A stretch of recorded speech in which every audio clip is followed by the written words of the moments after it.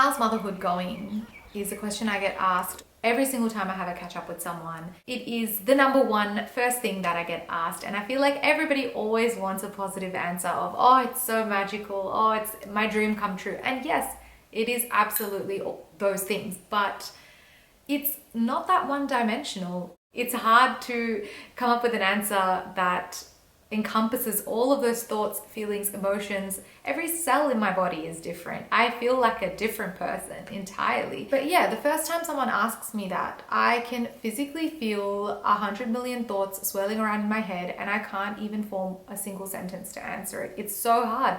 I find myself stuttering and just sort of like this, a little bit speechless. So I just end up saying something like, yeah, it's going good. Big change, but going good. We all know that hardly scratches the surface. Tia, I'm pregnant. Sometimes I feel like my mind is playing catch up. I always knew I wanted to be a mum, and not once did I doubt this. But I can barely get my head around the fact that I actually got pregnant and grew life inside of me. Before I knew it, 40 weeks and 5 days had passed, and it was time for baby girl to join us earthside. I found labor and birth to be incredibly challenging. It tested me beyond my limits, and it was the first time I'd proven to myself that I can truly do hard things. My first contraction to my last contraction spanned 2 full days, from around Monday 3 a.m. to Wednesday 5:04 a.m. when my daughter was born. But throughout it all, I trusted that my body instinctively knew what to do and that my daughter and I were in this together. It was never just me on my own.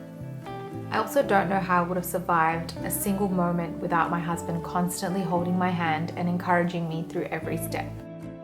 Meeting her for the first time was a transcendent moment that changed everything. I'm not sure if there are words in the dictionary for it. I could spend all day watching her, so for the first time ever, my phone addiction was cured. I was so busy staring at every little detail and taking it all in. Her cry, the way she yawns, sneezes, sleeps, just everything. Sharing my birth story to friends and family afterwards was incredibly healing, even though it brought up so many emotions. But I'm always going to be grateful to those who provided the space for me to open up and reflect. Immediately after birth, physical recovery took the stage. Bleeding, stitches, and sheer exhaustion. I remember being out of breath just walking from one end of my bedroom to the other. I feel impatient with my body sometimes. I keep expecting it to quote unquote bounce back to what it was before, or I compare myself to other people on a similar journey as me who have recently given birth, and we all know that that's not something that is good for your brain. But I still find myself doing it. It is something I'm sure lots of people can relate to, and it involves consciously challenging those thoughts and waking up every day and telling myself that my body's been through a lot, literally grew a human, and then went through labor and birth, and now life's turned upside down and completely different. Body's changing, healing, breastfeeding, so much has happened to this body. This body's done so much, this brain's done so much. So expecting it to go back to what it was is ridiculous. Makes me mad. Learning not only to be okay with the changes that have happened, but actually embrace these things and be proud of these things. It's definitely a process, and it's a constant practice for sure. The learnings that happen during this time are immense. Learning to feed your newborn, telling the difference between hunger and sleep cues, figuring out how to change poopy nappies on your own. There's also bath time, safe sleep, and a million other things to think about and juggle. But underneath it all, there's the constant haze of postpartum fog, just trying to survive each day, eating, getting some sleep, and maybe managing a shower if I'm lucky.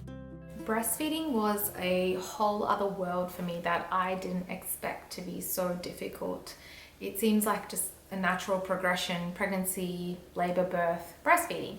But I was in for a bit of a rude shock. So I experienced something that I haven't actually heard too many people talk about. It's called dysphoric milk ejection reflex. Essentially, whenever I have a letdown, whenever I start feeding, the first sort of minute or so, I experience an extreme negative emotion. Like I feel full of hopelessness, full of dread. I sometimes feel teary and just like heavy in my chest. I just feel like crying. It happened every single day, about 4 to 5 times a day, or however many times that I breastfed or had a letdown.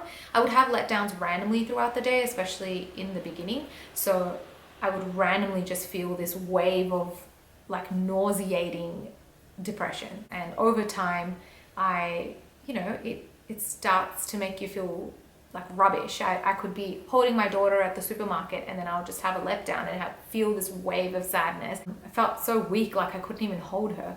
I questioned a lot of things in terms of like, is there something wrong with me? Like, why does it seem like everyone I know is breastfeeding? And I know that that's not true. Like, lots of people don't breastfeed, but it just felt like that at the time. It just felt like I was the only one that was, failing at this.